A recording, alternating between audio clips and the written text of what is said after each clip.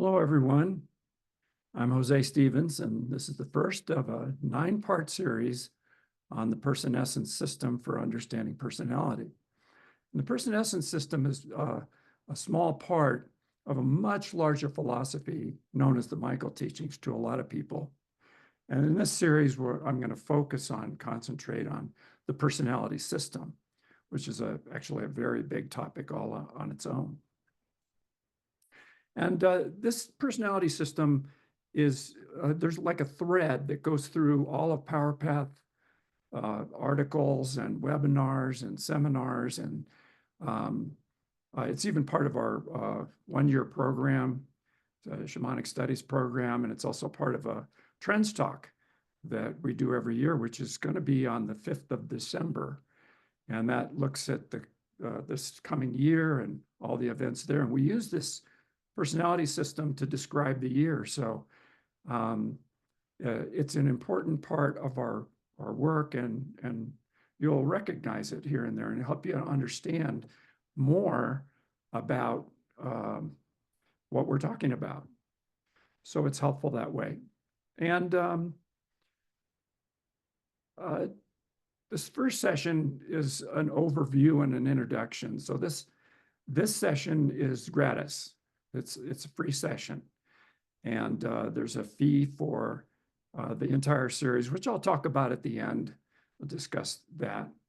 But right now, and I know a lot of you have tuned in because you want to see what it's about, or you want a kind of introduction to the whole system and see if it's interesting to you.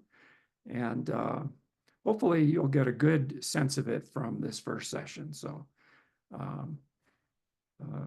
we'll go from here.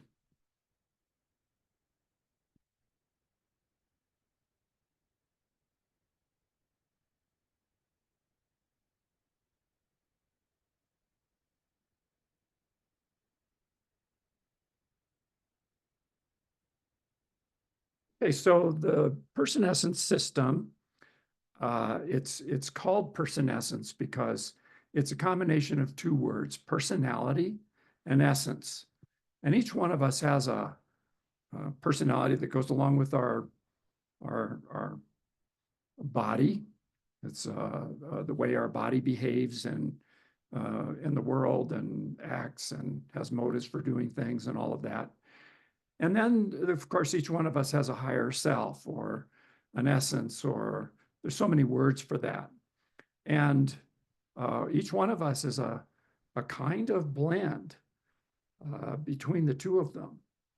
And sometimes essence is more prominent, sometimes personality is more prominent, and they have a kind of uneasy truce between them. So this is called the PersonEssence System. Person is short for personality, because it's going to actually combine both. We're going to look at elements of the personality, and we're going to also look at elements of how essence uses personality to actually accomplish things in the world. So I'll get much more into that as we go along. I've been using this system I was trying to calculate it the other day. I think it's about 52 years that I've been acquainted with this system. I started learning it in my early 20s, and it's been the source of great fascination for me for all those years. I've never lost interest in it. In fact, it's a major part of my work. It's because it's so helpful. It's a way to understand yourself first of all, and we all want to understand ourselves more, why we do the things we do, why we have limitations, the strengths that we have, and so on and so forth. And in a little bit, I'll start talking about different maps that help us do that. But this is the best map I've ever found, and I'll tell you why shortly. But not only does it help you to understand yourself, it helps you to understand everybody else. So like your spouse, for example, or your siblings or parents or your children, ex-spouses, your family members, extended family, your friends, your partners, your employees, for example, or potential employees that you might be interviewing to hire. It's really important to know a little bit about them, more than they just say on their application. Your students, sometimes your teachers, often your dating partners, acquaintances. Some people are really interested in celebrities and famous people and politicians and that sort of thing. It'll really help you to understand them. So that includes also people that you have difficulty with. And that's one of the most important parts of this whole system, is understanding people that you may be in conflict with, people that you may not get along with, and understanding why, and understanding how to, in many cases, overcome the barriers to getting along with people. So it's amazingly practical and helpful on an everyday level. I don't think there's a day that goes by where I don't use elements of this system. And I know many people who I've taught or who are acquainted with the system and who also say the same thing.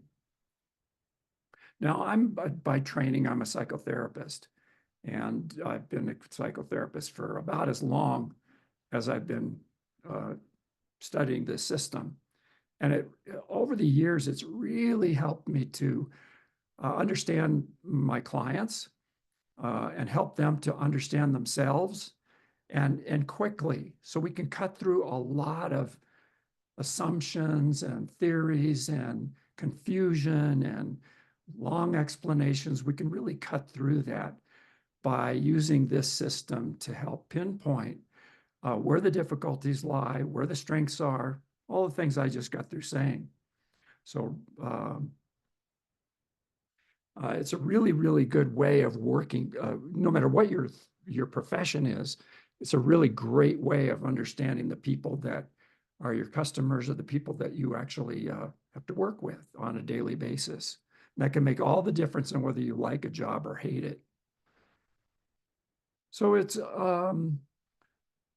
saves a lot of time. And I'll give you some examples. It helps parents understand their children. I know a couple that are one of them, and I'm getting ahead of myself here, but one of them is a warrior and one of them is a scholar.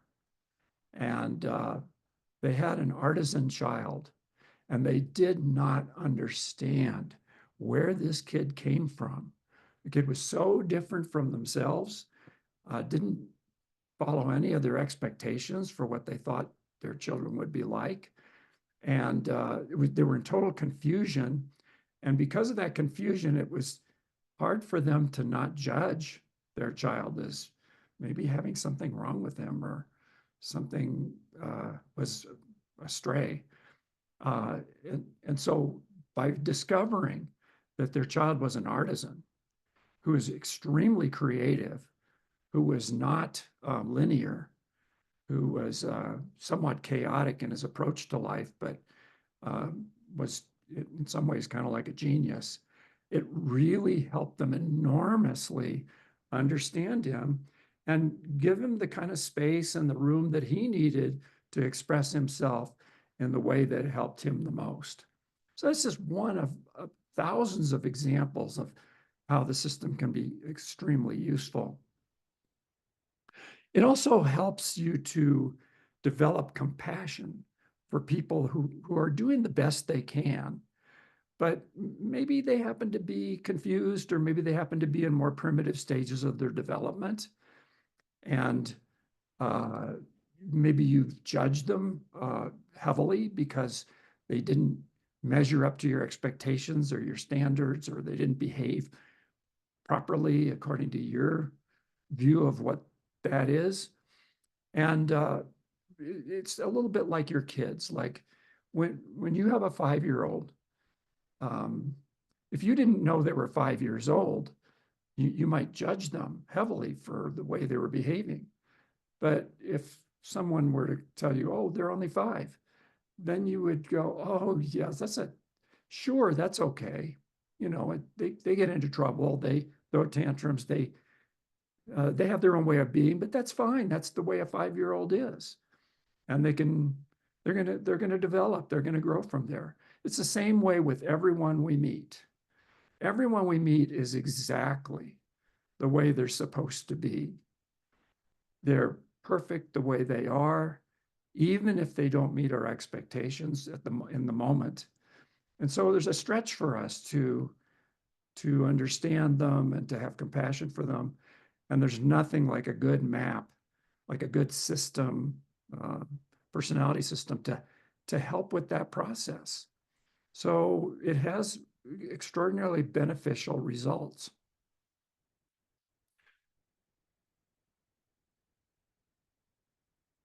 Now, this system is also very valuable in understanding almost anything in life. So, for example, we use it when we talk about the times that we're in, because the times that we're in have a kind of personality.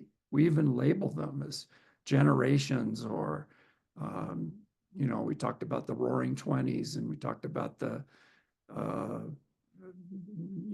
referred to the 60s as being a time of revolution and change, and they have their own personality. And the times that we're entering have their own personality. So you can use it to describe that personality.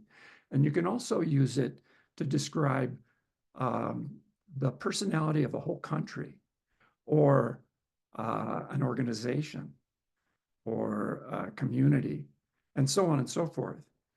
And of course, then we're talking in terms of metaphors, but it's still a useful mapping system for many of the things that we deal with in life and try to understand and we're confused by.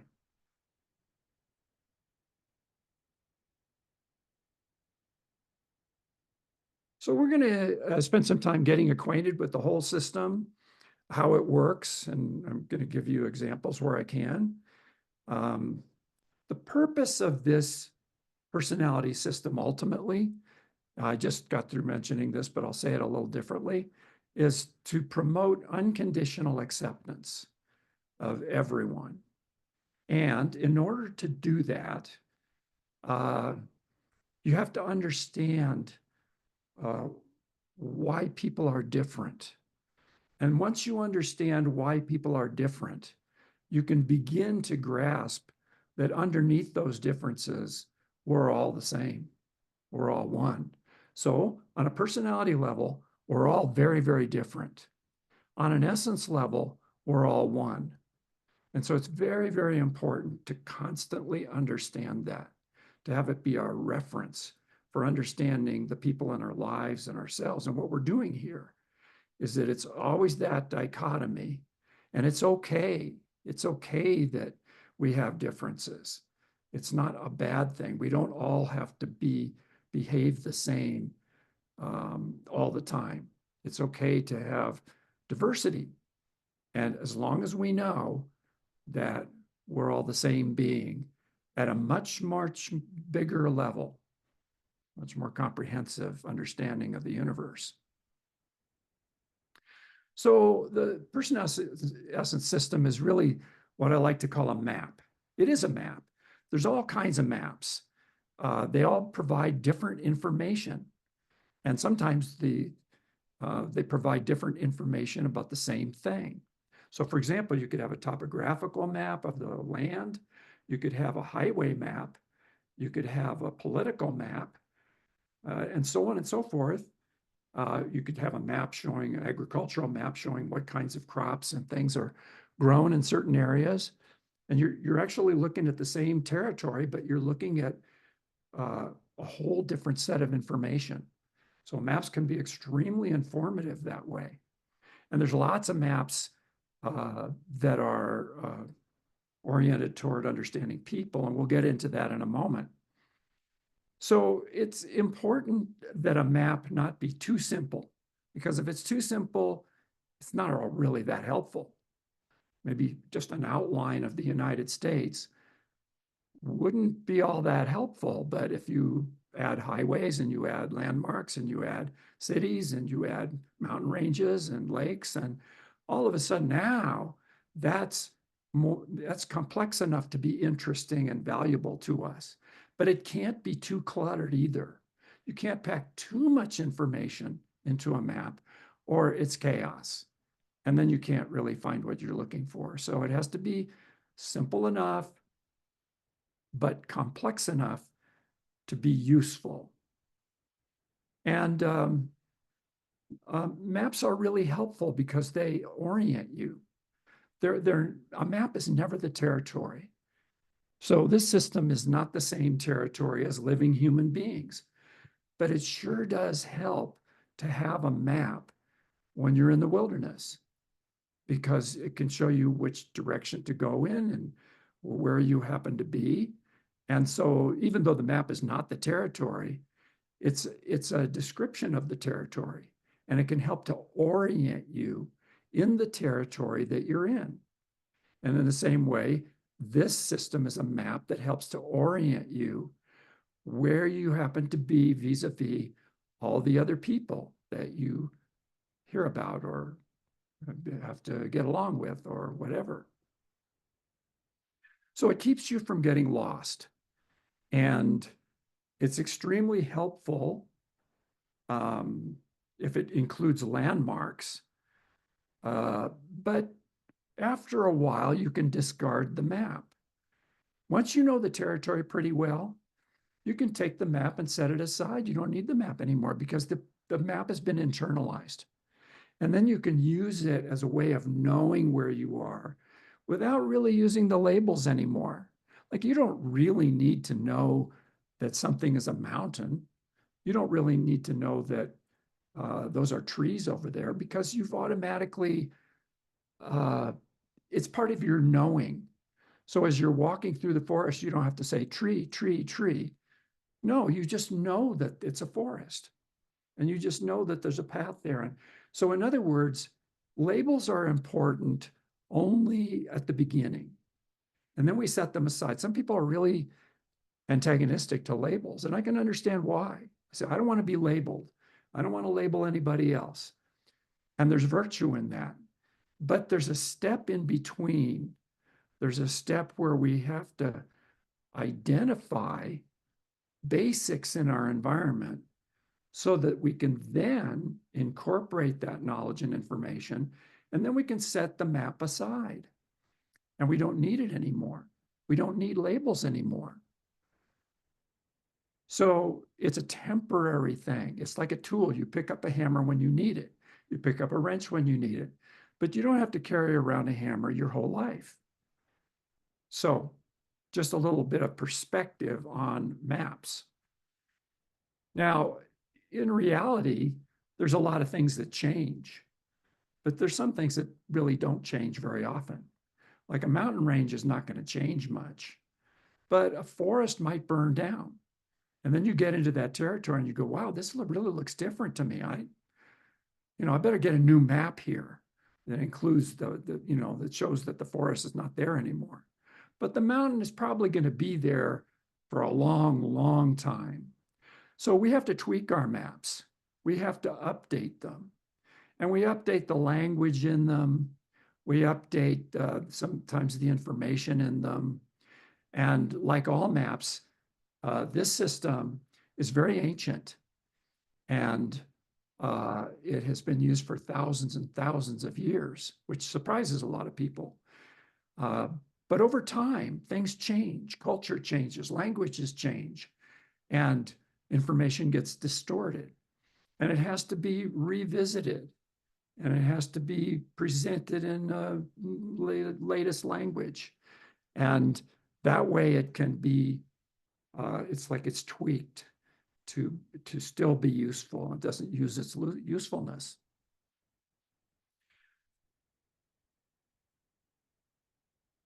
So maps are like manuals, and they help you know the rules of the game that you're playing. Well, let's say you're going to play tennis.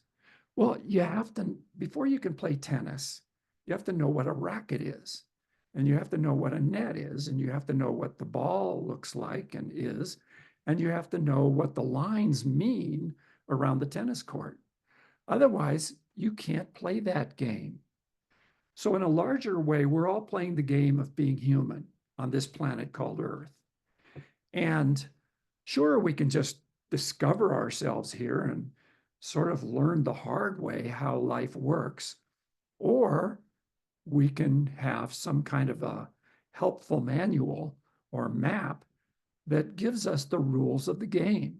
Now, the truth is that our religions, our philosophies, our cultures, they all help to train us.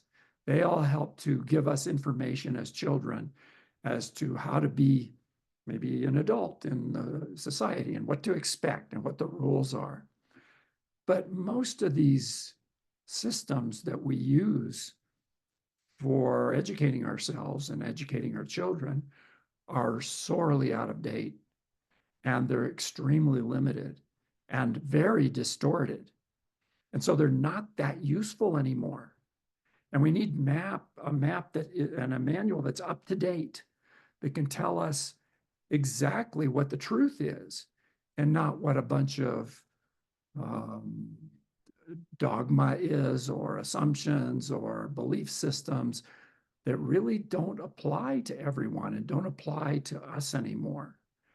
And so it's helpful to rely on an ancient map that's been updated, because then it has historical significance and it has presence. So the world's an extremely rich place with so many layers and dimensions. And what we see is often informed by our conditioning, as I just mentioned. So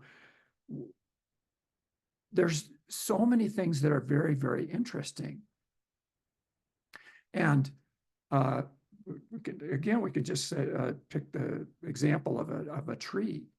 So we can see a tree, but then maybe we spend a lot of time with that tree and we learn what it's like in the different seasons, and we learn what kind of fruit it produces, and we learn how it reseeds itself. And all of a sudden, when we look at that tree, now we know more about that tree, and it becomes more interesting to us.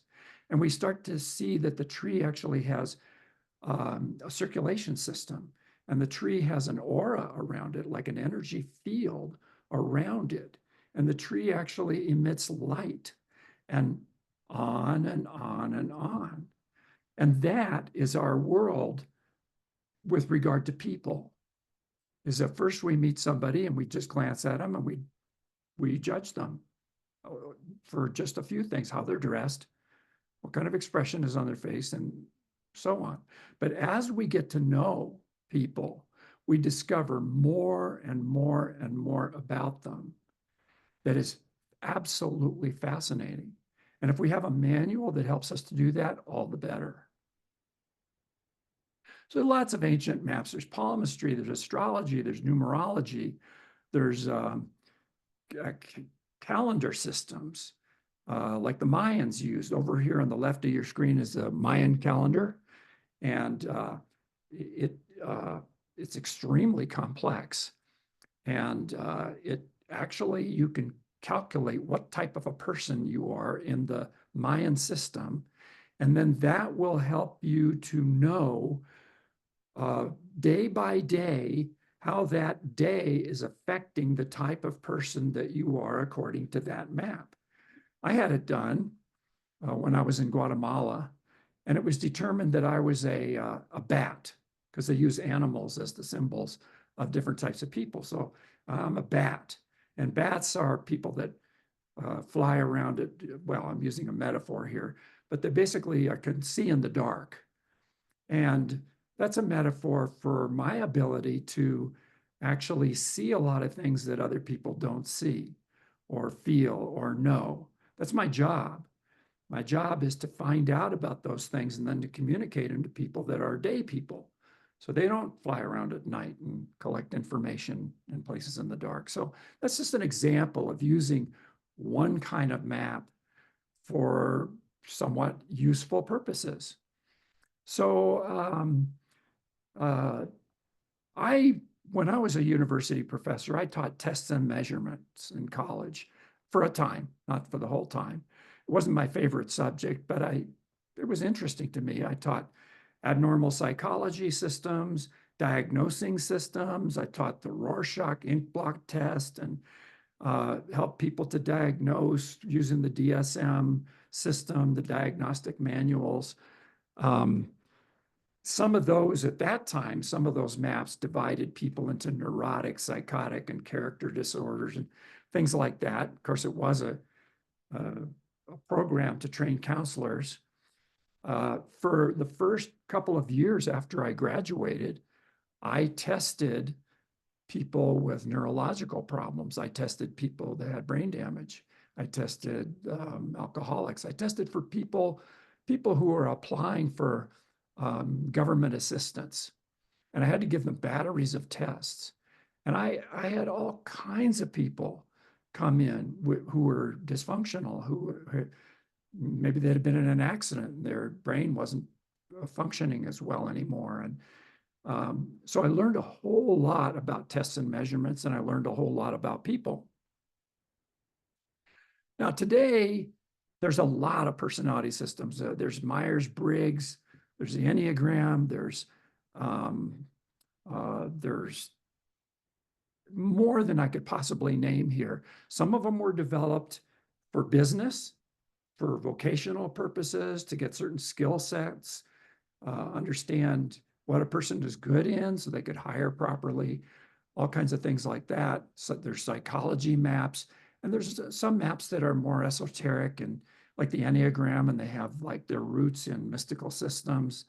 This PersonEssence system is like the Enneagram in that respect. The Enneagram is a very, very good system. It's a very good understanding of personality. Over time, I studied the Enneagram and tried to match it up with the PersonEssence system, and that was very difficult, and I couldn't quite do it because I found the Enneagram system would clump too many traits together, and the PersonEssence system separated all the different traits so that you could mix and match them more. So the PersonEssence system gave me way, way more options for understanding people. So I moved away from the Enneagram, but I don't disparage it. I don't say I don't say it's a bad system. It's a very, very good one. And it's gotten much more fame. It's much, much better known around the world than is the PersonEssence system. But I still prefer the PersonEssence system by a long shot.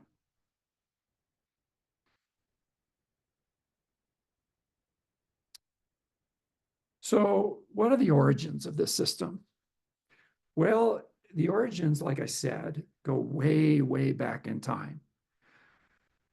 So there was a Armenian mystic called Georges Gurdjieff, and he lived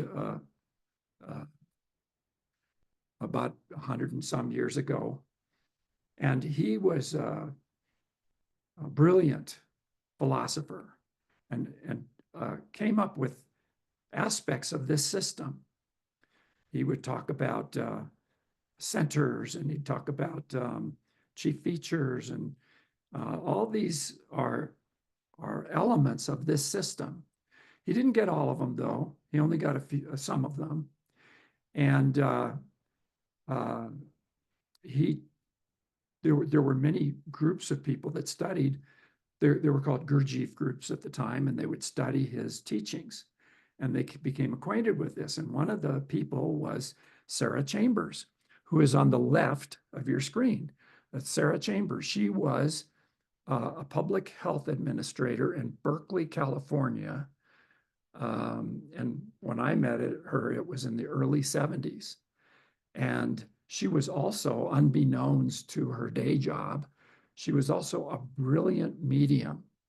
She was a channel, and she was excellent at it. And she was really good at automatic writing. She could write way faster than you could possibly, than people normally write. It was like a stream of consciousness, faster than she could think. And out would come this blaze of information. And since she was a Gurdjieff student in a Gurdjieff group, she began to bring forth or download the rest of the knowledge that Gurdjieff wasn't able to access. And by this time, of course, Gurdjieff was long gone.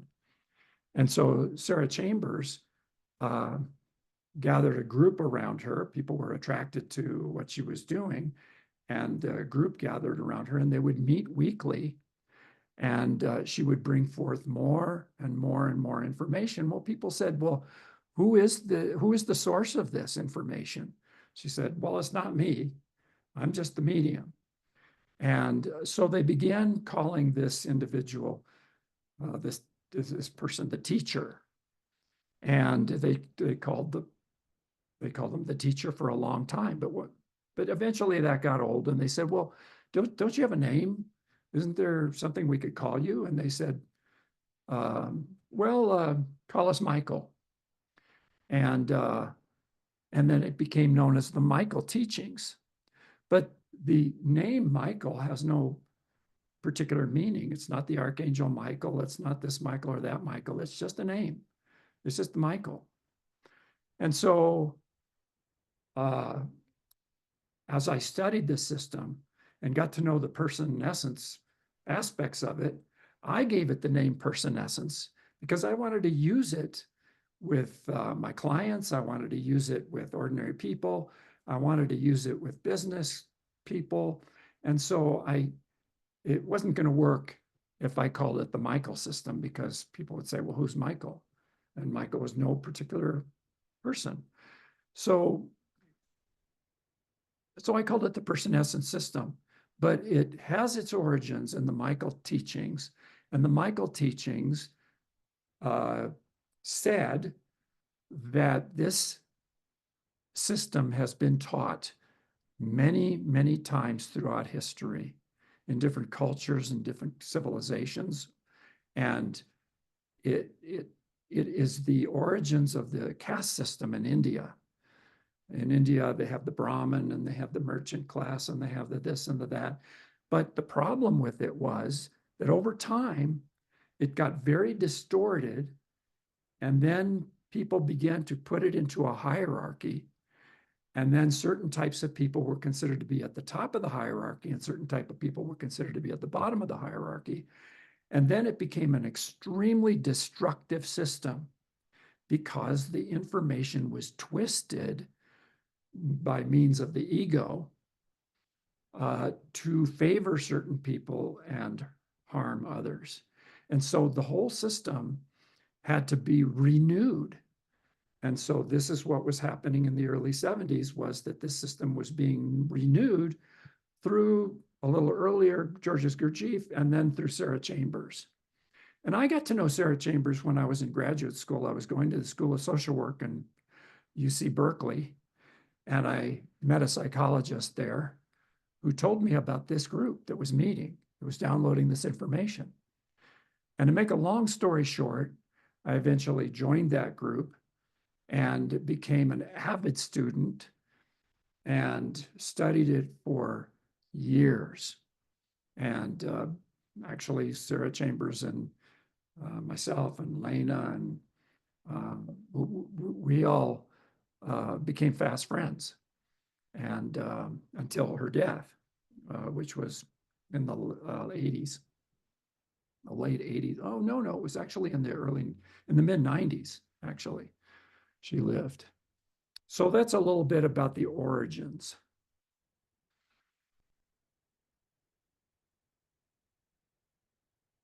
So we're going to look a little closer at the system now. Now, this system, although it might not be apparent at first, is based on natural laws. It's based on nature, and it's based on it's based on mathematics. So it's been said that this system can be explained totally mathematically. I'm not going to try to do that because I'm not a mathematician and I'm not even very good at math.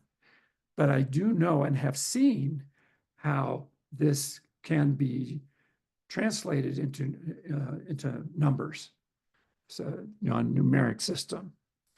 One of the ways to understand it is to look at the center of your screen and see this picture of a prism. And light, which is a light ray going in through the bottom, is going into the prism, and out comes the colors of the rainbow, 7 primary colors. And this is a system of 7s. It's also a system of 3s, and I'll get into that in a little bit later. But it's, as you can see, if you looked at the ray of light coming at the bottom, that would be essence. And the colors coming out the other side would be personality. So we're all light. We all come from the same source. But in the physical universe, there are different vibrations. So light breaks up into 7 different principal vibrations. And there's more that we can't see, but we're talking about the visual ones. And those would be the different types of people that we appear as. You can see that there's fractals, and there's in subatomic photographs of molecular systems and plants in nature and all those kinds of things. You will find over and over and over again the same principles that are behind this system. And that's what makes this system so organic. It makes it believable and truthful because it's interchangeable with nature. And so many systems take a little piece here and a little piece there and throw in a little few other things, and it's partial. And this system is not partial. This system is comprehensive and complete.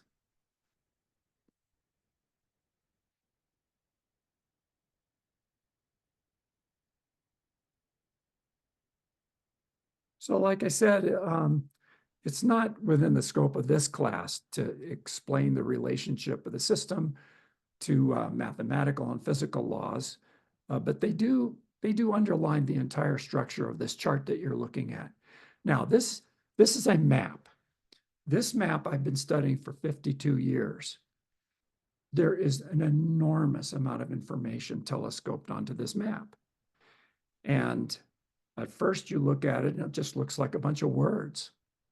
And that's understandable. That's what appears to me too when I just look at it for face value.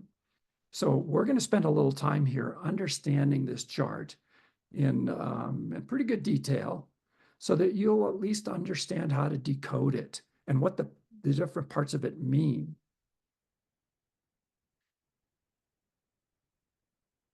So there's different colors here that you'll be seeing on this chart. It's black and white, but you'll see these yellow lines as in these next few slides. And each one will outline a section of it. And so we're looking at the titles on the left-hand side there in the part that's outlined with yellow. We're looking at the titles to each horizontal row. So the role, the goal, the mode, attitude, obstacle, the center. Needs is a little different, so it's not outlined in yellow. And then down below that is perception, which is, and that only has 5 categories. There's actually 7. It's just that I've left 2 of them off this chart because the 2 are so rare. I'll talk about that when we get there. Now let's start by going to the top and looking at this thing called axis. You'll see on the top left, it says axis. And then across the page is expression, inspiration, action, and assimilation. And each one of those is the title to a larger box. So you see these 3 large boxes that have pairs, 2 columns each, and they're paired. And then in the final box, way over on the far right, under assimilation, you just have 1 column. But all those make for 7. In each horizontal row, you'll see these 7 items. Now, Expression, let me say it differently. The axis describes the way energy moves in the universe. So remember, this is a natural system. So expression is the movement outward, radiating like the sun in 360 degrees. So everything that is expressive moves that way. It moves out. It's expressing itself. Inspiration is the movement upward. So all the words that you see below the word inspiration, those two columns, all those words they have a quality in them that lifts up. They inspire, they lift up. Remember, to inspire means also to breathe. Inspiration is a description of taking in air. And we know that taking in air gives you life. And so these are all aspects of lifting, in this case, human beings up. And then we have action, and the direction of action is forward. So all the words below action have a forward motion to them. There's a production. They're getting things done. And then finally, we have the box called assimilation. And assimilation is the direction inward, like a sponge, absorbing, gathering, and pulling inward. And all the words underneath assimilation have that quality to them. They all have a gathering quality. And at first you might read some words and say, well, how is that assimilative? And you'll learn in these classes exactly why. So then we have, in the next line from the top, we have focus. Now, in each box, expression, inspiration, action, assimilation, the first three, expression, inspiration, and action, you have a narrow focus and a wide focus. So in the first column of words, of traits, they're all narrow focused. Then the second column is wide focused, under expression. Now we move to inspiration, the same thing. The first column is narrow focused, the second column is wide focus. Then action, the same thing. First column is narrow focused, second column is wide focused. And then we get to assimilation, and it's neutral. So what does that mean? Neutral means that it could be either narrow focused or wide focused, or in some cases, neither, just right in the middle. So what does it mean to be narrow focused? Narrow focused this is a bigger topic, and I'm not going to spend a lot of time with it here, but I'm just going to say a few words.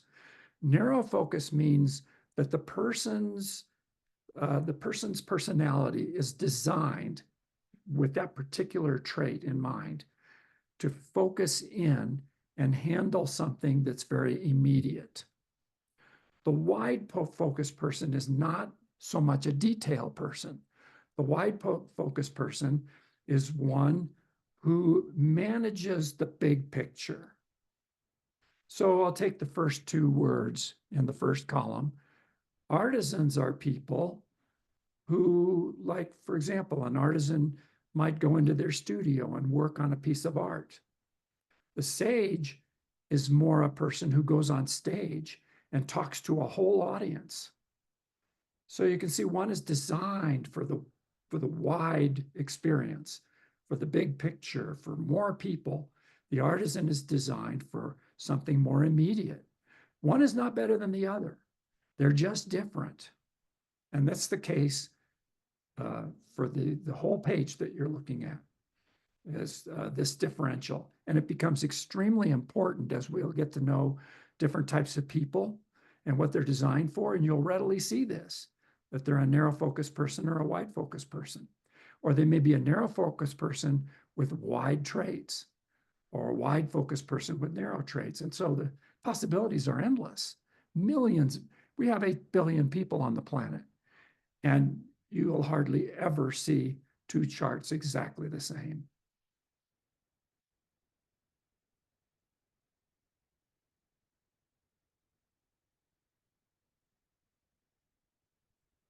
Okay, so now let's take a look at what we call the roles.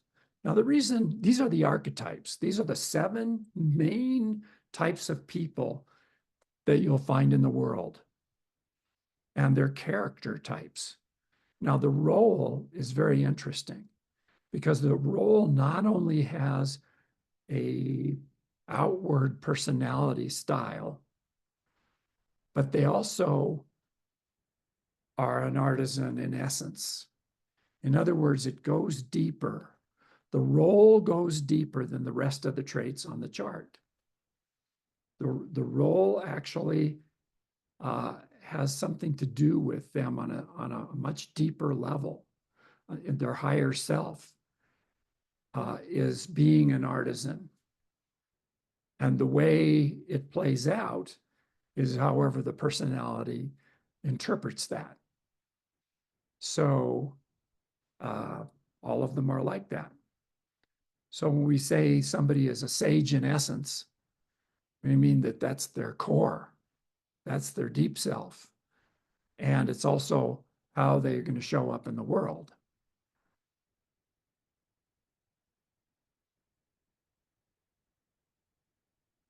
So I wanted to say one more thing about the roles. And this is, we're going to spend a lot of time with these roles. I'm just barely breaking the surface here. There's something called casting. So everyone has a role, and they have a role in casting. The role in casting could be any one of those roles. So that makes for 49 different types of people because we have, let's take an example. We have, say, an artisan. That artisan might have sage casting. They might have server casting. They might have priest casting, warrior casting, and so on. They could even have artisan with artisan casting, which means that they're not really showing elements of any other role. A server might have warrior casting or scholar casting. A scholar might have warrior casting. So what that casting is a flavor of another role. So let's say you have 7 bowls of ice cream, and let's say the ice cream is vanilla. The first bowl could have raspberry topping. The second bowl could have chocolate topping. The third bowl could have coconuts on it, the chips of coconut, and so on and so forth. So in other words, they're all vanilla ice cream, but maybe they're all artisans, but they all have different castings. And that's a flavor that is added. So you'll see some elements of that other role in their personality. And so this gives for many, many more options. It goes from 7 to 49. Don't let that confuse you. Over time, it'll make more sense.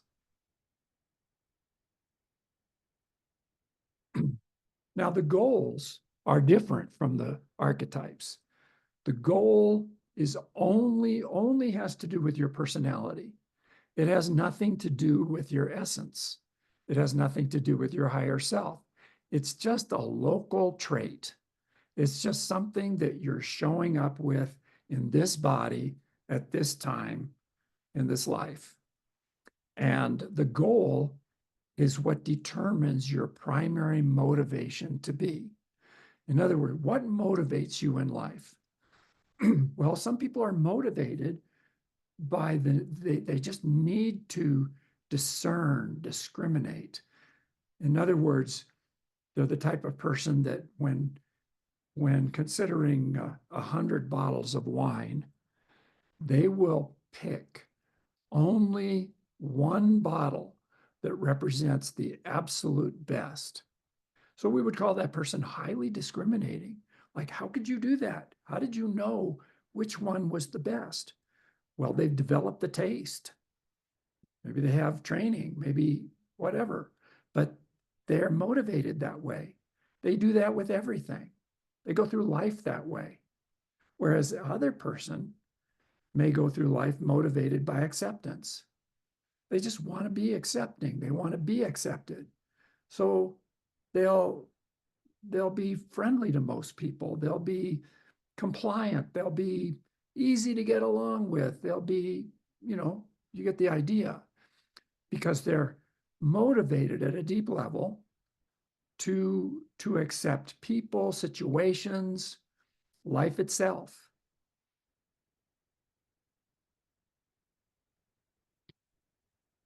So the goal of, we're moving to modes here. So the mode is the way that you do your goal.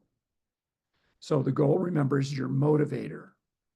And the mode is how you do that motivator. So you have 7 choices.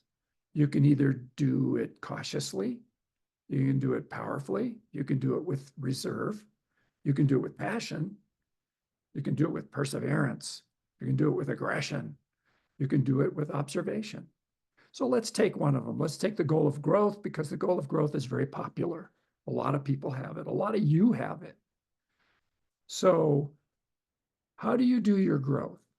Well, some of you do it a little cautiously. You look before you leap. You want to check it out before you experiment with something, try it out, but you still want to grow. It's just that you're a little bit tentative about it. People with power, they'll do it powerfully. They'll do it without any reservations whatsoever. People in reserve, they'll grow, but they'll grow in a graceful way. And people with passion, they'll grow wildly.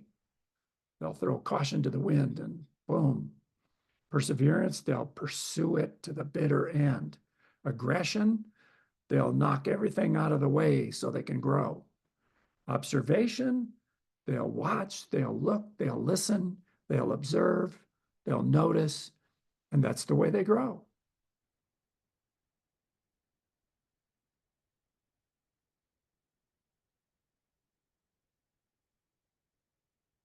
So now we come to attitudes. What's the attitude? The attitude is the primary perspective.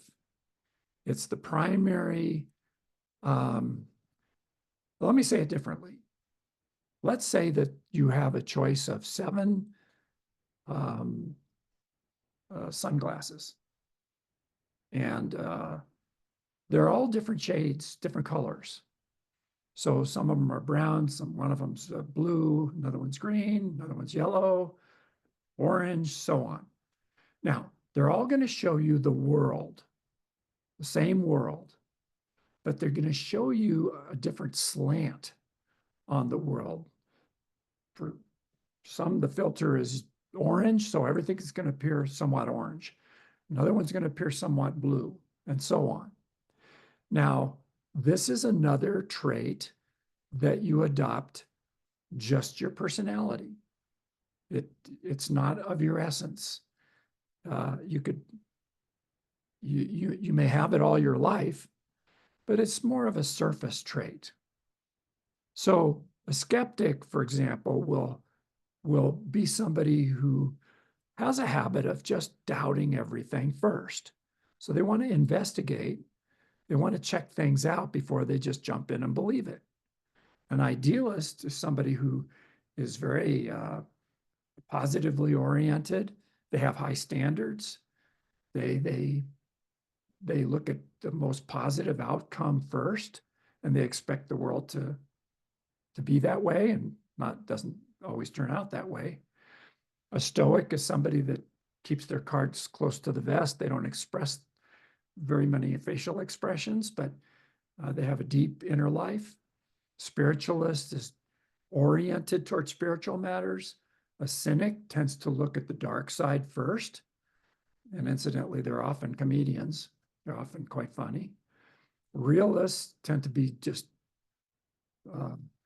direct and forthright and just say how it is. And pragmatists tend to look in terms of how to make it better, how to improve, how to save time and money, how to cut out bureaucracy, how to cut out steps, and just be practical about things. So Attitudes are extremely important. The attitudes have a lot to do with the goals, but we'll talk about that later. And then there's the obstacles. So the obstacles are fear patterns. They're also known as, I wrote a book called Transforming Your Dragons. The whole book is about that. And they're, uh, they're fear patterns. So these are actually not part of your fundamental personality. These are more like parasites that you adopt along the way that come to live with you. They may come from traumas, they may come from conditioning or programming in your childhood, they may come from a wide variety of places, your life experience. But these are ones, since these are fear patterns, they're one aspect. They're the only thing on the chart here that you can actually get rid of. You can actually get rid of your obstacles. And people usually have more than one. They have a variety of obstacles. I know I've identified all 7 in me, and 4 of them, which are a little bit more prominent, and 2 of them are very prominent. So that's the way it is actually for most people. So these are the things that drive you into the negative poles of your traits. We haven't talked about those positive and negative poles yet. So I'm just sort of giving you a little forecast here that they have a function. They present an obstacle to overcome. And since they're an obstacle to overcome, there is only value in overcoming it, but not in keeping it. But they can be useful that way. Now, the centers are how you react. And the truth is that everybody has all of the centers. There, if you'll notice, each of the 3 big boxes have a lower center and a higher center. Intellectual center, and then there's higher intellectual, an emotional center, and there's higher emotional, moving and higher moving. And then there's the instinctive center. So everybody has these centers. So this really just talks about which one is your go-to center, which one is the one that you tend to come from out of habit. And it's really stronger than all the rest of them. And so we have people that are highly intellectual. It means they're very verbal and analytical. And we have people that are very emotional, and they have an artistic approach to life, and they express themselves through music and art and fashion and so many things. And then we have athletes and people that are moving centered, so that they're constantly in motion, and they often show brilliance in terms of how they move their bodies. They can do things that other people can't do. And that's because they're focused there. The higher centers are available to all people at all times. They're those moments when you have a higher experience, like you're listening to amazing music, you're watching a beautiful sunset, you're listening to someone sing something extraordinary, and so on. And those are just opportunities to go into a higher state, sometimes briefly, sometimes for longer. Most people, though, don't live there. They visit there. And then the instinctive center is just what keeps you alive. That's always in effect. Keeps your heart beating, breathing, all the functions of your body. Those are taken care of by your instinctive center. So even when you're asleep, your instinctive center is active and keeping you alive.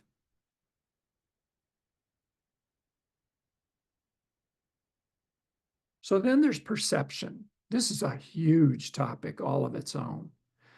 This has to do with your values. It has to do with what you consider important in life. And It's how you see the world. So let's take an example. One person is, maybe you're in a car full of people. Maybe it's a van, and there's 7 people in the van. And one person is looking out the window, and uh, they're looking at children because they're very interested in children. And so they're noticing the children. And somebody else is looking at the various, maybe they're looking for a particular kind of car, and they're noticing all the sports cars on the street. And somebody else is noticing, maybe they're a person of color, and they're noticing the people of color that are walking around. And then maybe somebody else has a physical disability, and they're challenged that way. And so they're noticing the people and they're using a walker or having a cane or in a wheelchair or what have you, because that's what they're noticing. So everybody's noticing something different in their environment. And that's what we perceive. Now, these perceptions determine your values. So survival-oriented people are valuing how to stay alive. And so that's what they're looking at. They're always noticing, like if I had to escape from something here, where is my exit? How would I do that? How would I survive this situation? There's another group of people that we could call rule-oriented, and they're really interested in the rules. And so they want to know what the rules are, but they also want to test the rules, and they want to break the rules to find out what happens as a consequence of breaking the rules. And so that's another way of being in the world. And then we have success-oriented people whose main value is in wealth, physical objects, material wealth, so money, stature, power, status, all those kinds of things that we can see certain types of people greatly value, and they will do almost anything to get it. And they always want to end up at the top of the hierarchy, the top of the pecking order. And then we have relationship-oriented people that don't care really about success so much.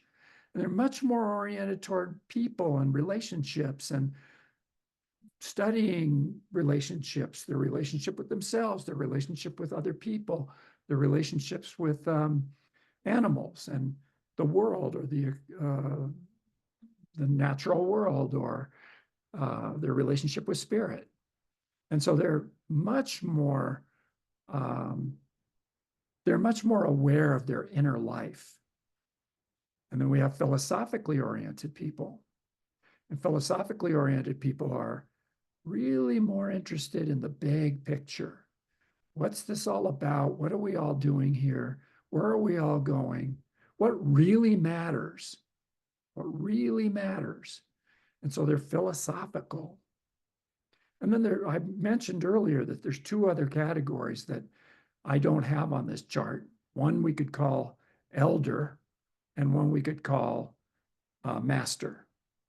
And since there are very, very few elders and very few masters in the world, in fact, there've only been very few masters all throughout history, they're not represented on this chart, because it's not every day you're going to bump into somebody like Gandhi or somebody like Buddha or somebody like Jesus or ISIS or what have you. So these perceptions are, you could think of them as evolutionary steps, so that they move from more primitive on the left to more evolved on the right. So survival-oriented would be roughly associated with infancy, and rule-oriented would be roughly associated with being a toddler. Success-oriented would be associated with being like a a child of maybe 10 years old. A relationship oriented, more an adolescent or a young adult. Philosophically oriented would be like an adult. And in some cases, even like somebody older in their lives. Now, not everybody is going to have the philosophy that understands that these are different evolutionary steps. And so it's enough for them to understand it just as these orientations. You can clearly see that these orientations exist, but not everybody else is going to see them as evolutionary steps, because it may be that a rule-oriented person is looking at this chart and they won't necessarily see that success-oriented or relationship-oriented is actually ahead of them or more evolved. They won't be able to see that from where they sit. That is perfectly fine. It's perfectly okay. But these perceptions, where you're oriented, will say masses about you, will say an extraordinary amount about how you show up in the world, what your needs are, who you need to be with, what kind of work you need to do, and so on and so forth. We'll get all into that in great detail in the rest of this course.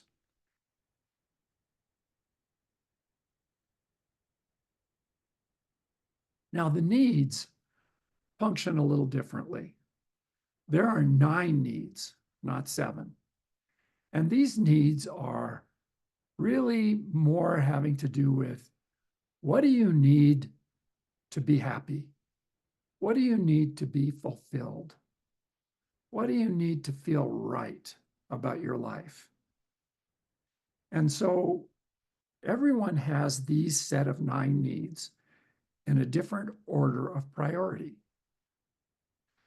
So we usually concentrate on the top 3 needs, because the top 3 needs, sometimes 4 needs, but the top 3 usually run the show.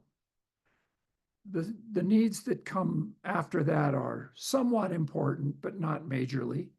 And the needs that come at the end of our list are not important at all to us in this particular life. So let's say, and they're all equal.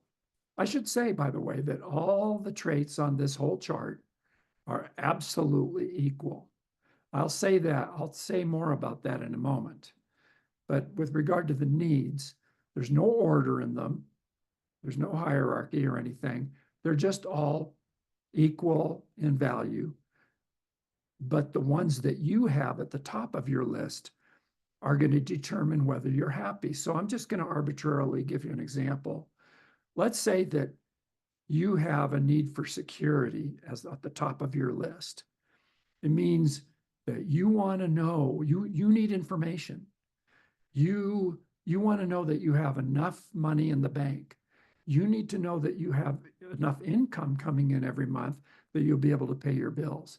You need to know that there's food in the refrigerator, there's enough gas in your car that you won't run out. In other words, you're always observing and noticing what is going to keep you safe.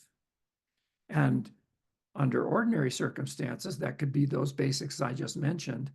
Under non-ordinary experiences, it could be having to do with your physical safety and whether you should get out of your car in a dangerous area, or whether you should get down in the basement if there's tornadoes coming, or that sort of thing. So it can run the whole gamut. If you feel secure, you will be happy.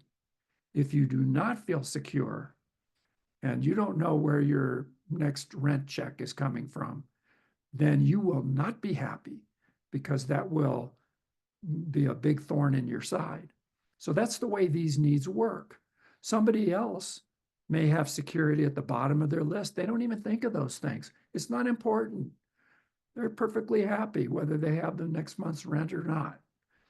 But maybe something else is really important to them, like the need for exchange, or they need to be exchanging with other people. They need information. They need books and computers and podcasts, and they need to frequently exchange with other people and talk. And or adventure or freedom, or you get the idea.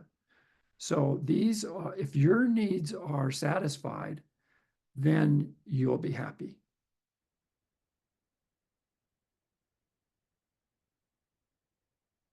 Okay, so percentages. Here's where it gets a little bit numerical.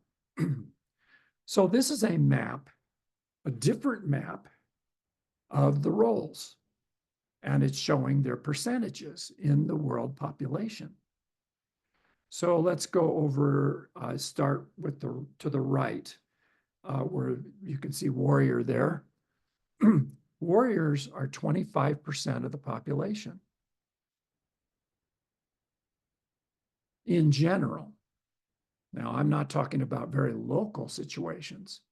In a local situation, like for example, if you were to look at the staff of a police department, you might find 95% warriors in that police department and only 5% other types. But we're looking at the world in general. Overall, there's about 25%. One out of every 4 people is a warrior. That's a lot of warriors. And it's important to know what a warrior shows up like, which we'll learn. If we jump ahead and we look at the gray area, we see the next 25% is artisan. And that means that 1 out of every 4 people is an artisan, a highly creative person. And if we move ahead to servers, which is the other blue on the left-hand side, we'll see that they're a little bit more than a quarter.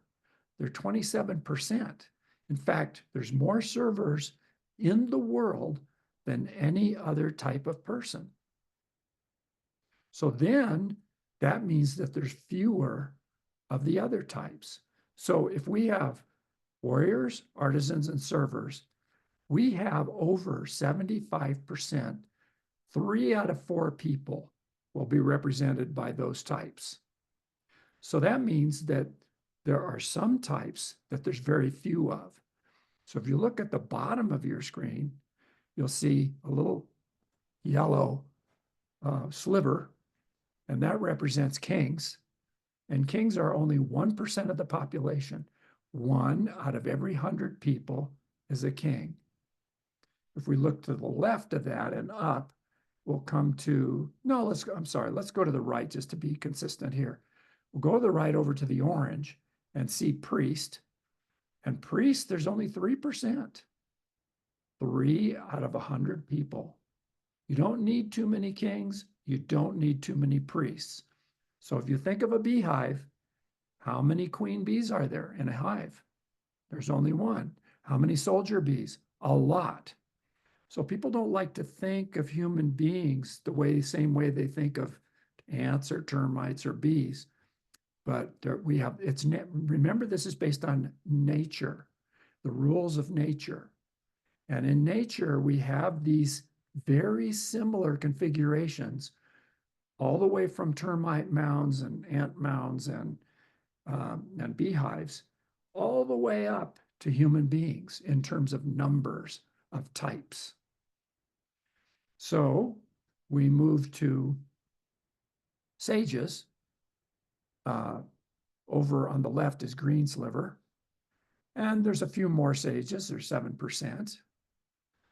And again, you don't need a lot of sages. You don't need a lot of comedians and people that are loud and talk and show up in big ways. If we move then to the final category, which would be scholar, which is the navy blue up in the left-hand side on the top. Scholars remember, they're the neutral type. They're 12%, which is neither many or few. They're sort of right in the middle. And that's typical of how scholars is neutral and right in the middle.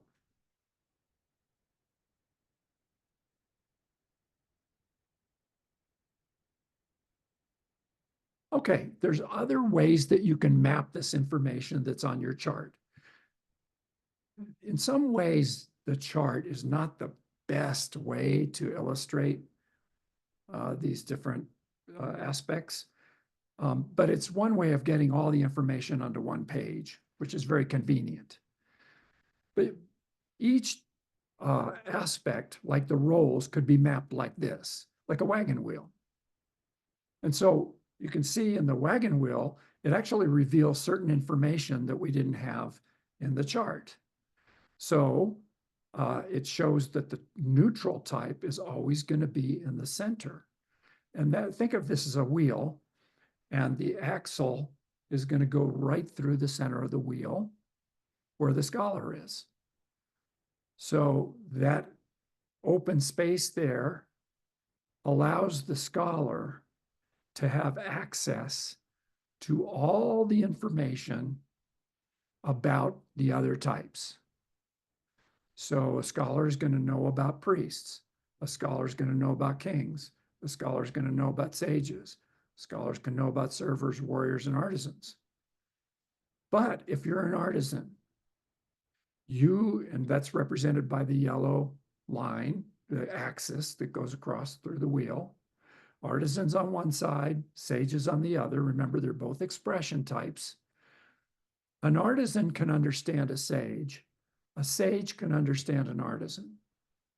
But the sage, in order to understand a warrior, it helps them to go through a scholar, because a scholar can explain to a sage what a warrior's like, and a scholar can explain to a warrior what a sage is like. So as we go along here, these things will start to become more obvious. Right now, it just seems like maybe that's a little confusing, but I did want you to see another way of mapping the chart here. And so you can see that the wide focus people are on the top, sage, king, priest. Those are the ones with small percentages. And narrow focus are on the bottom, servers, warriors, and artisans. Those are the ones with the big percentages. And then the scholars right in the middle and being neutral. You could chart every one of the traits, like the modes, the attitudes, the obstacles, in this exact same way by making wheels. And it would reveal some things about them that you hadn't seen before.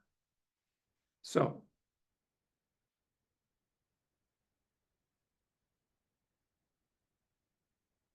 let's talk a little bit about the slide that happens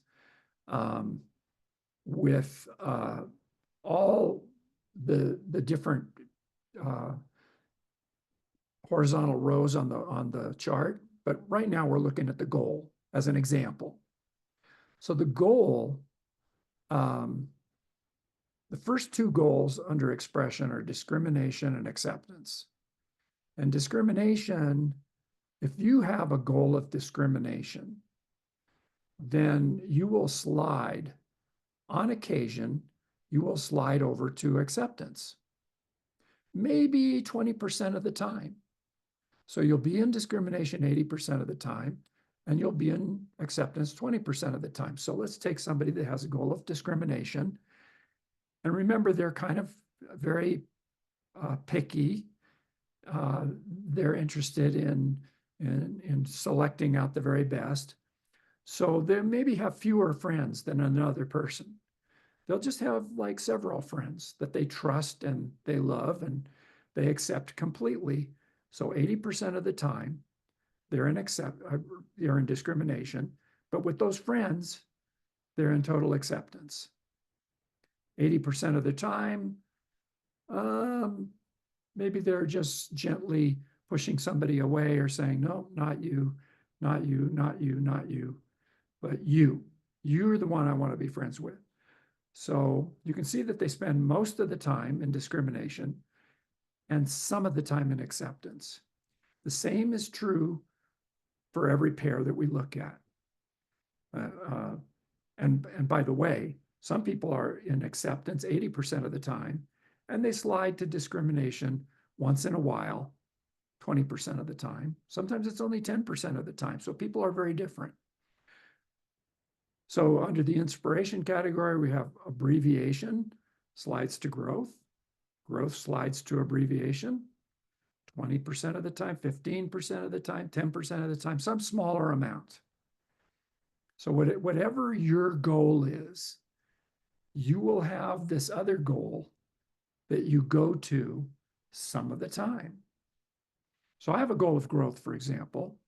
80% of the time I'm interested, I'm growing. But once in a while, I just get really tired. I'm overwhelmed. It's too much.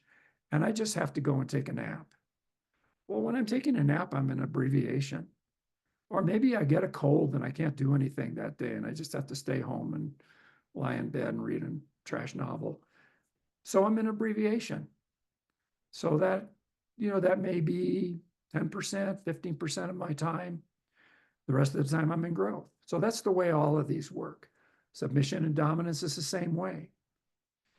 And we'll talk about these again more. Now, if you're in a neutral one, relaxation, let's say you have the goal of relaxation, then because it's a neutral and it doesn't have a pair, you will find yourself at times sliding to any of the other goals.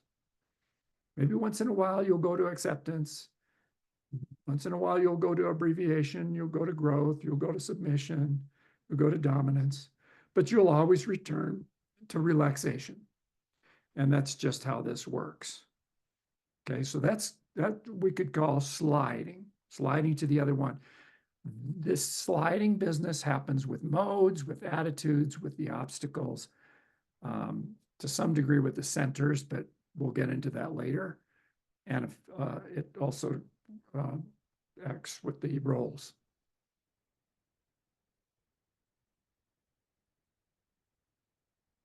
Okay, here's another formula in this chart that's not obvious at first, but it can be a very useful tool.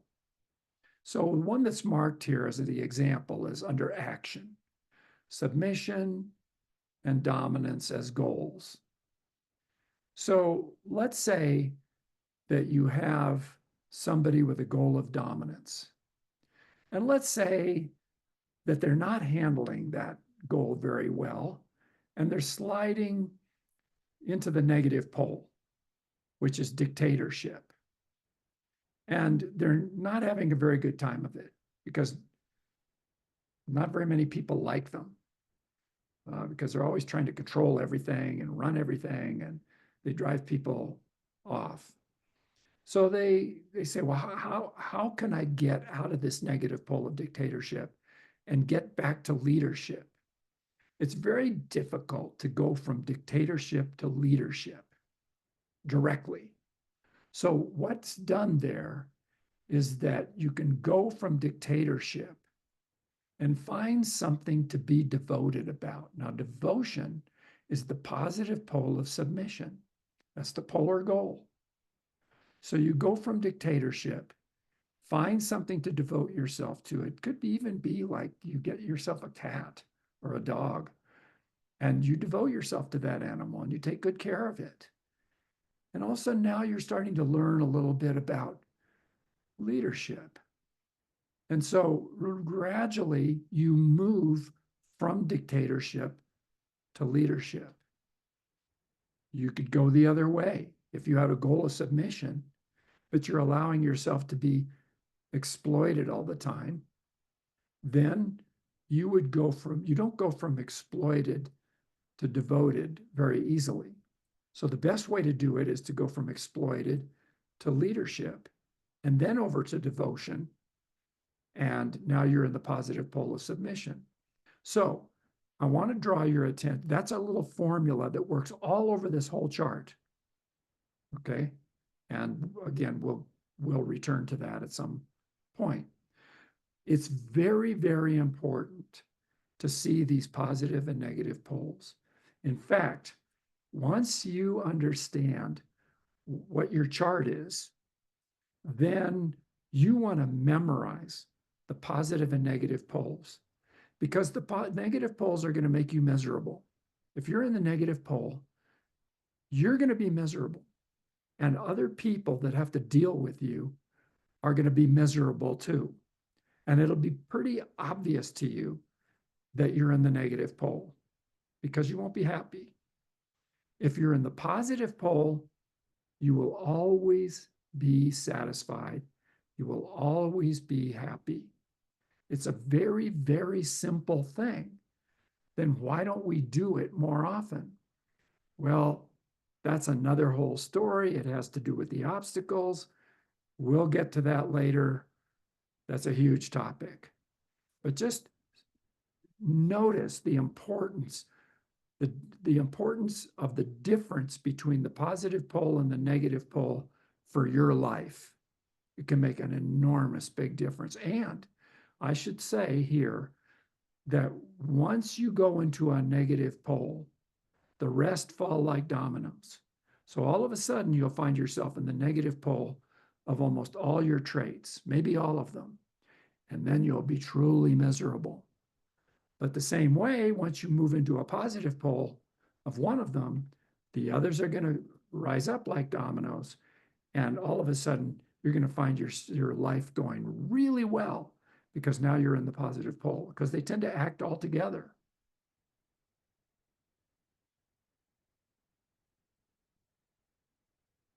Okay, so what are the sources of the overleaves? This is a big question. Like, where do these come from? By the way, they're called overleaves because in the old days in biology books, they had transparencies. So you'd look at the human body and they'd have the nervous system and the muscular system and the endocrine system, and there would be like these transparent pages that you'd have the skeleton first, and then you'd have like various other systems of the body until you would keep turning the pages until you had a complete body. And those pages that were transparent, they were called overleaves. They would bring some new information and more information and more information until you had all of it. So that's why these are called overleaves, because they're layers in your personality and they work together. So what are the source of these overleaves? Is it programming? Is it conditioning from your childhood? Do we come in with a tabula rasa, like we're just totally moldable like clay and when we're born, and then these things come upon us?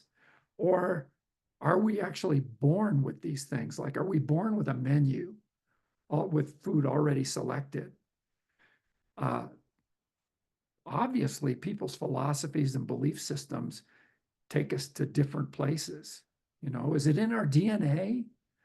Or do we inherit from our ancestors? Or are we just enculturated with these things? Or do we learn them by watching our parents? Or you can believe whatever you want. But what I believe through my studies and watching people and raising my own kids and watching other people raise their kids is that these things are already with us when we're born. I don't believe in the tabula rasa. I don't believe that we're just blank slates and then everything is, brought in via our experiences. I believe that we have propensities for things already set. Then we choose certain experiences to have in life that activate those propensities. Childhood events, traumas, experiences that we have in life with different people and different events that take place, they reinforce what we were going to be already. And that way, we can learn from that particular set of personality traits everything we need to learn to satisfy certain lessons for that life. And again, not everybody's going to accept that. Not everybody's going to believe that. But that makes the most sense when you look at how these overleaves work in people and what their purpose is and all of that, which is a big topic. So we're going to look at some examples here. We're going to look at, and by the way, during the course, we'll look at so many pictures and we'll look at so many different personality types of ordinary citizens and famous people and, and see, and we'll learn to see what traits they have.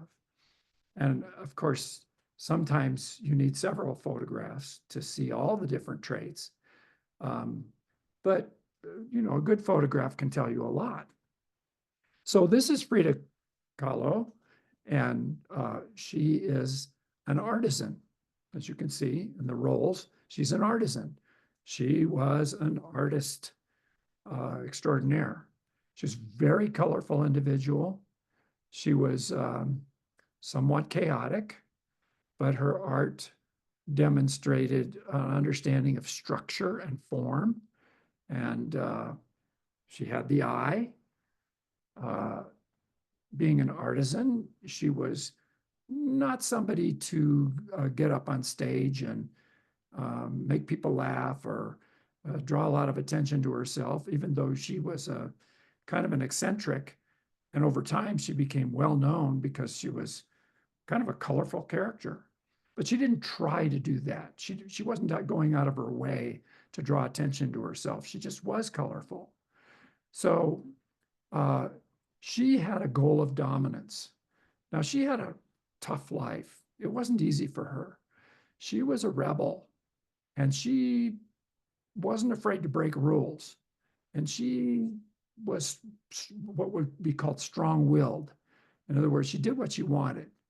And so you could see the dominance there. Now, that didn't make her a lot of friends. There were a lot of people that had a hard time with her. She wasn't the easiest person to get along with.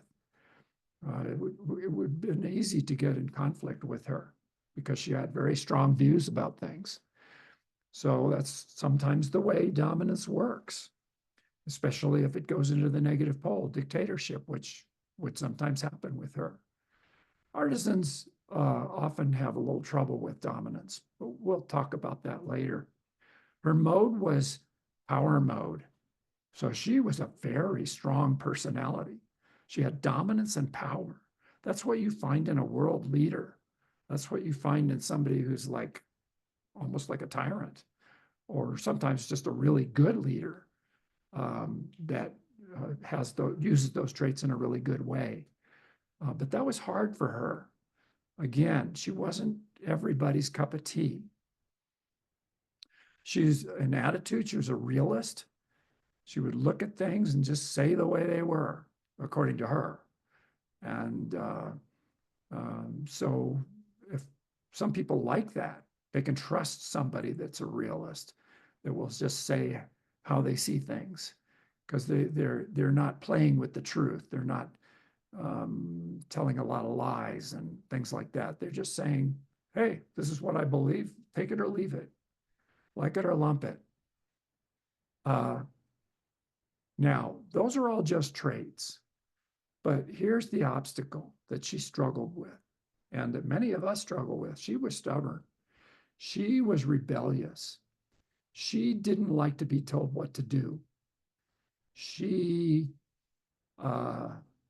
would go into her corner and resist being forced into anything or told what to do. Or and when she would become stubborn, that would drive her. These big, powerful traits that she had, it would drive her into the negative poles. And that was pretty rough.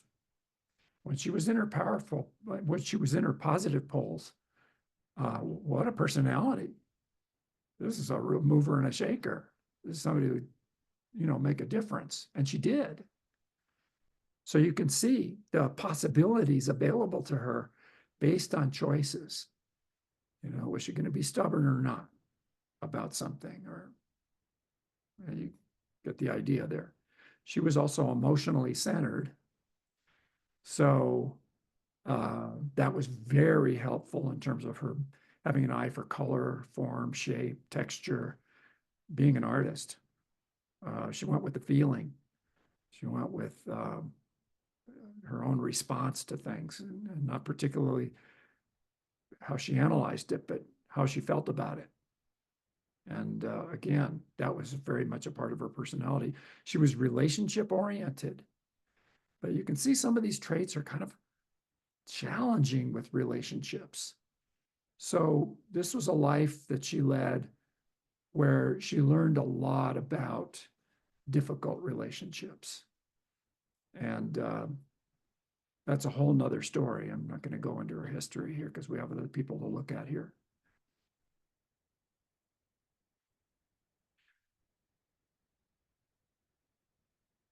So this is Kenan Thompson, and um, he's an example of a sage, and he has uh, well, the sage, remember, is the wide focused version of the expression roles. So the narrow focus version uh, was the artisan, and we're on sage. So sages are big personalities. They're funny. They're very verbal. They are constantly expressing themselves through words. Now, if you don't know who Kenan Thompson is the oldest Saturday Night Live uh, character. He's been on Saturday Night Live for like over 40 years, something like that. Not that long, but he's been on there for a long, long time. And he's very well known for people that watch that program, and people love him. Uh, it's a fixture. And let's look at his overleaves. He's got a goal of relaxation. Now, what does relaxation mean? It means that he's not ambitious. He's not trying to go anywhere or do anything. He's found his niche. He likes it there. It's easy for him. He's often talking about doing it the easy way, the relaxed way, not working too hard, just getting by. And that's the way he comes across. Easy going, kind of slowish. Um, that's how relaxation shows up. It really works for him. Here's a guy that's like very well known and is on one of the most famous television shows ever. And he's doing it in a kind of casual, relaxed way. Really works for him. He's got a mode of observation.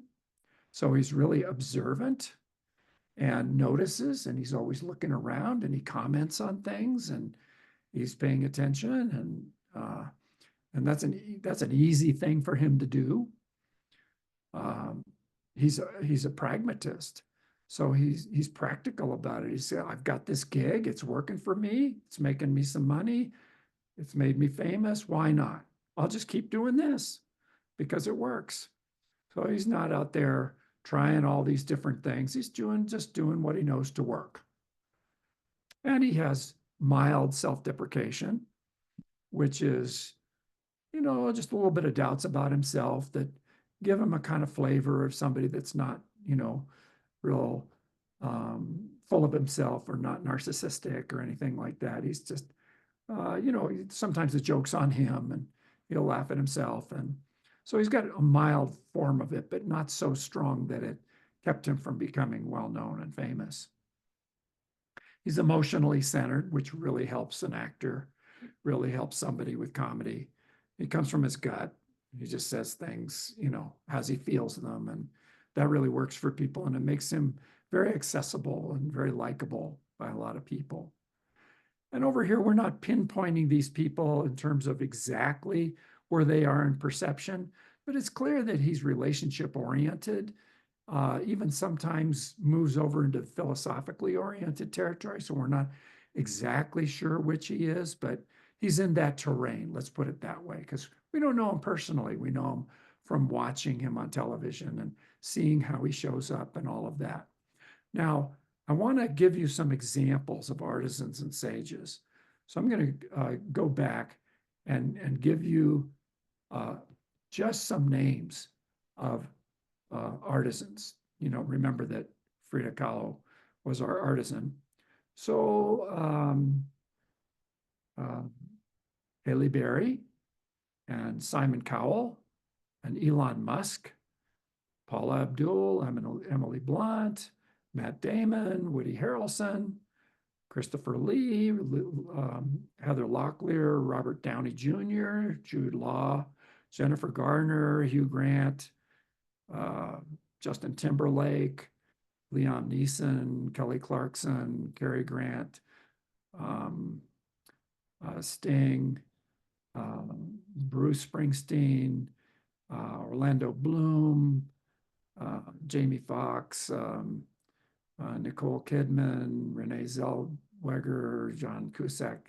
I could go on and on and on. There's tons of artisans that are famous. And that, by the way, includes people like Michael Jackson and Rembrandt and Matisse and Paul McCartney and, you know, some of the famous Michelangelo and Leonardo da Vinci. And I mean, the list is long because remember, they're 25% of the population and they're highly creative. So we get to know, you know, who they are.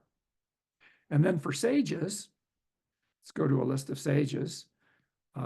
Tina Fey, Stephen Colbert, David Letterman, Jon Stewart, Jay Leno, Conan O'Brien, Augustus Caesar, Aristotle, Howard Dean, John Travolta, Cameron Diaz, Drew Barrymore, Steve Martin, Whoopi Goldberg, Jackie Chan, Gerard Depardieu, Tony Robbins, Meryl Streep, Bill Cosby, Bill Clinton, William Shakespeare, Goldie Hawn, the Dalai Lama, Franklin Roosevelt. Oh, well, they often become famous, so pretty long list. I didn't even give you them all. We'll use more examples of sages as we go along.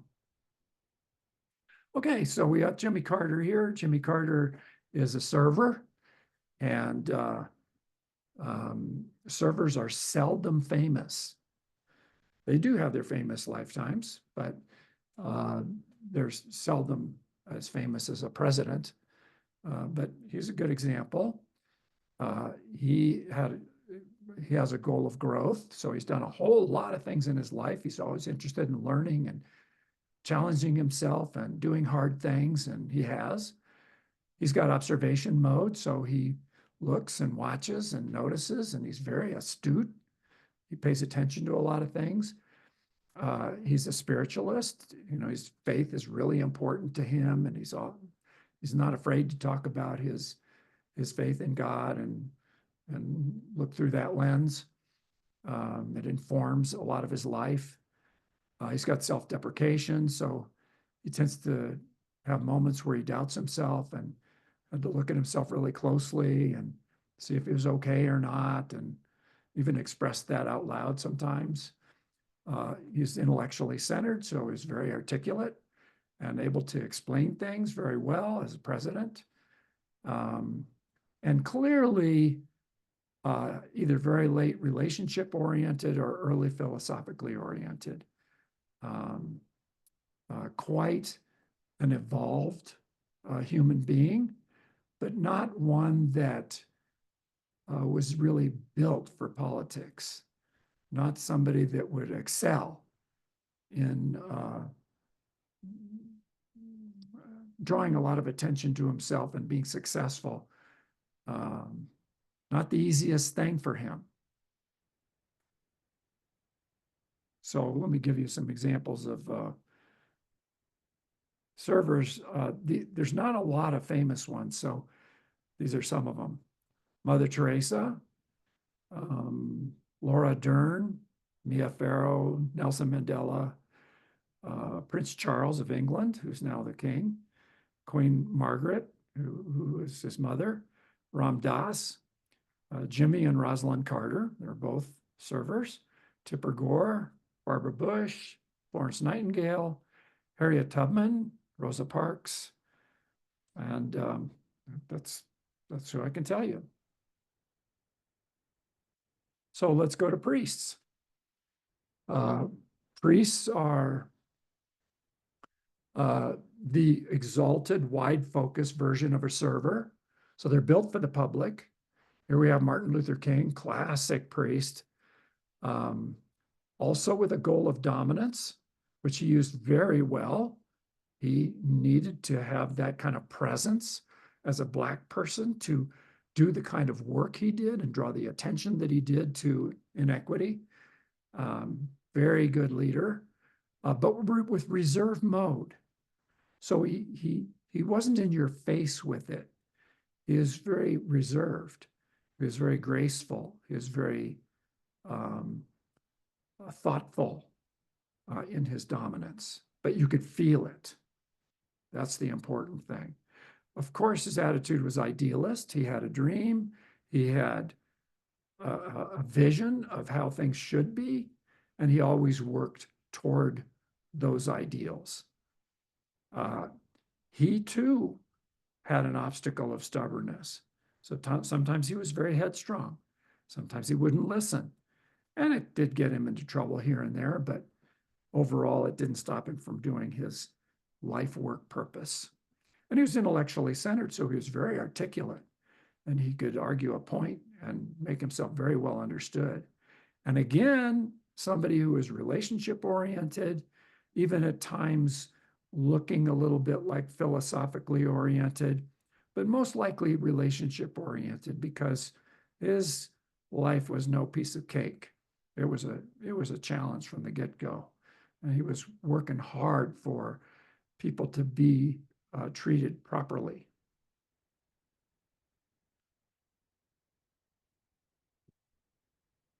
So let's take a look at some priests examples. Barack Obama, Joel Osteen, Beethoven, Carl Jung, Thomas Merton, Thomas Aquinas, Milarepa, Malcolm X, Eminem, Bob Dylan, Siddhartha Gautama, who became the Buddha, Joan of Arc, uh,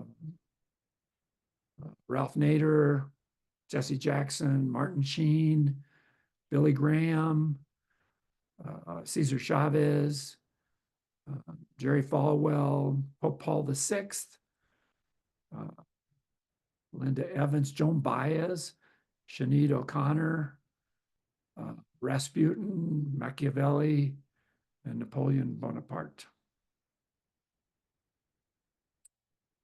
So, Hillary Clinton, we have an example of a warrior here. This is her chart. So she was a fighter, is a fighter still. Goal of growth, not afraid to challenge herself and to take on hard lessons. Mode of perseverance. You can see that perseverance around her mouth there. Really having tremendous stick-to-itiveness, follow through. You could see that basically in all the activities of her life. Basically a pragmatist doing what worked. Again, we have a third person here with stubbornness, somebody who was headstrong, somebody who doesn't always want to listen, and that has gotten her into trouble at times. But everybody's got something. Intellectually centered, so able to speak and articulate herself and articulate her ideas and be understood, and definitely relationship oriented. And you'll probably notice we're not giving the needs here because it's just a little too much. We'll get into that later in the course, so I'm not concentrating on those here. So some examples of warriors: Fidel Castro, Julius Caesar, Jimi Hendrix, Mussolini, Paul Getty, Tina Turner, Henry Kissinger, Kim Cattrall, Barbara Walters, Clint Eastwood, Jane Fonda, John Wayne, Colin Powell, George Bush, Dick Cheney, Sharon Stone, Demi Moore, Madeleine Albright, Condoleezza Rice, Lyndon Johnson, Tim McGraw, Saddam Hussein, Robert Kennedy Sr., Marcus Aurelius, Taylor Swift, Reba McEntire, Saddam Hussein, Marcus Aurelius, and so on. So let's look at example of a king. Here's Michelle Obama. Excellent example of a king. And by the way, we mentioned that Barack Obama was a priest. So here we have an example of a priest and a king working together. Pretty wide focused, pretty strong stuff. So kings are, remember, only 1% of the population. So you really notice them. They're really regal. They're really masterful. They stand out for their leadership ability. Another goal of growth here, willing to take on hard things, willing to be, challenge yourself, challenge the world, wants other people to grow as well. Observation mode, which allows her to slide all to the other modes. Very observant, really noticing things, paying attention to details. Another pragmatist, let's do what works. Let's not, waste our time with things that may not work. Again, somebody else with an obstacle of self-deprecation, self-admitted, admitting that she gets nervous before she speaks in public and has some doubts about herself and has to overcome those things in order to stand out. But it's mild. And intellectual center, again, very articulate, very good speaker, somebody makes herself very well understood, and perception clearly in the vicinity of, more in the vicinity of philosophically oriented. So very evolved, very developed personality. Some examples of kings, Jesus of Nazareth, Cleopatra, Samuel Goldwyn, Randolph Hearst, Jack Kerouac, Kate Blanchett, Bono, Sarah Palin, Kofi Annan, Donald Trump, Ted Turner, Martha Stewart, Hugh Hefner, Adele, John Muir, Tommy Lee Jones, Deepak Chopra, John F. Kennedy, Adolf Hitler, Lenin, Charlemagne, Russell Crowe, Queen Elizabeth I, Katharine Hepburn, Sean Connery, Madonna, Patrick Stewart, Maya Angelou, King Arthur, Alexander the Great, Michelle Obama. Remember, they're only 1%. Okay, so now we're down to scholars here. Scholars are 12% of the population. We're using me here since a lot of you know who I am and know me. So I'm a scholar, neutral, philosopher type, studying everything, experimenting, trying to learn as much as possible about as many things as possible. Goal of growth, always curious, always wanting to, I had tremendous curiosity in learning new things. Observation mode, watching people, noticing what people do, noticing how they behave, which leads me to this kind of activity, which is studying people and teaching about them. I'm a pragmatist. I want to know what works. So I use this system because I know it works. Self-deprecation, sliding over to arrogance, mostly self-doubt, kind of times in my life being self-critical and judgmental about my abilities and my skills and all of that. Intellectually centered, so I like to think about things. I like to teach. I like to talk about things and explain things. I put my needs down here simply because I know them really well. I have a need for security, a need for adventure, and a need for exchange. And those things make me happy. When I feel safe, I feel like I'm having novelty in my life. I feel like I'm exchanging with other people. It makes me happy. And then over there in the territory of relationship-oriented, philosophically oriented, like all the other people that we've used examples of. So now you've seen 7 charts and how in some ways they're quite similar, in other ways they're very different very different people in different walks of life and doing different things, and endlessly fascinating that people can show up so many different ways.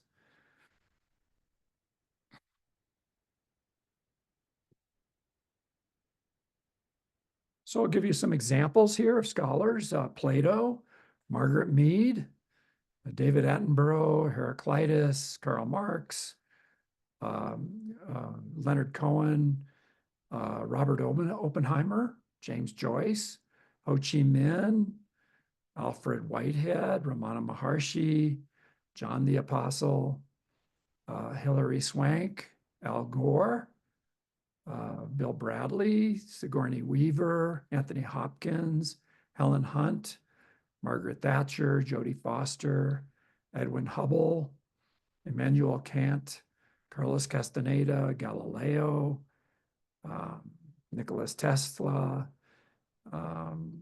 Ignatius Loyola. I'm going to take Nicholas Tesla out of there.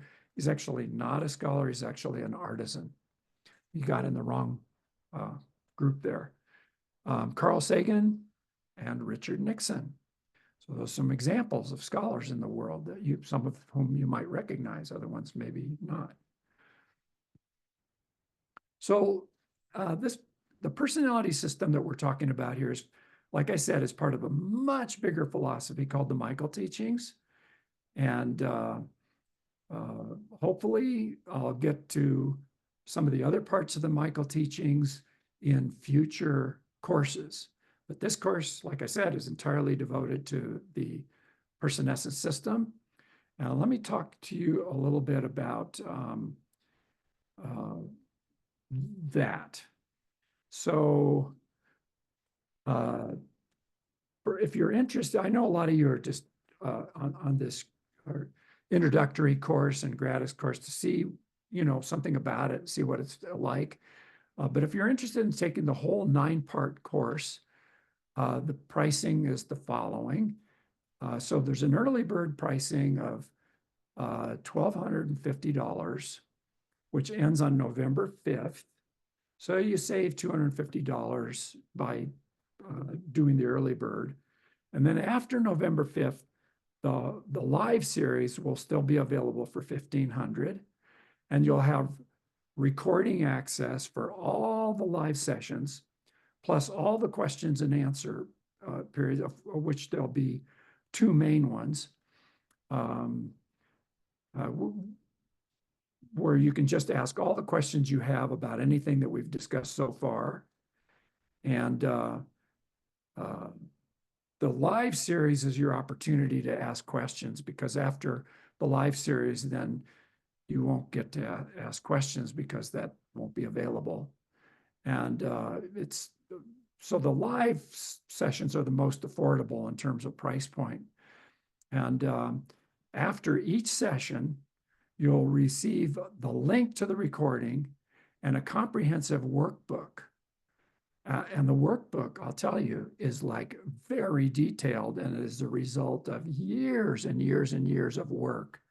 Basically, what you're getting is 52 years of gathered information in the form of the live course and in the workbooks. And the workbooks will have like also little tests to take that will help you to determine what your overleaves are and things like that. But each workbook is somewhere around 75 pages. So you don't have to read it. If you're not inclined to read, you don't have to. But you have access to it, and it will give you enormous amounts of detail that I can't possibly include in the live sessions. So all that you'll get as part of the complete course. And occasionally we have some financial aid available. That depends on who volunteers to help out. And so you can always contact our office to find that out and talk to Daisy about that. And it looks like we don't have time for questions on this particular session. So we'll have to stop then. If you have any questions, any further questions about any aspect of this, you can contact Daisy, and if need be, she can let me know. And if there's something I can answer that she can't, then I'll get back to you. So thank you very much for attending. Thank you very much. I hope that you've gotten a sense of this information and this course material. And I hope as many of you as possible will decide to sign up for the full course, because it's a life changer, and you'll get an enormous education out of it. Thank you very much.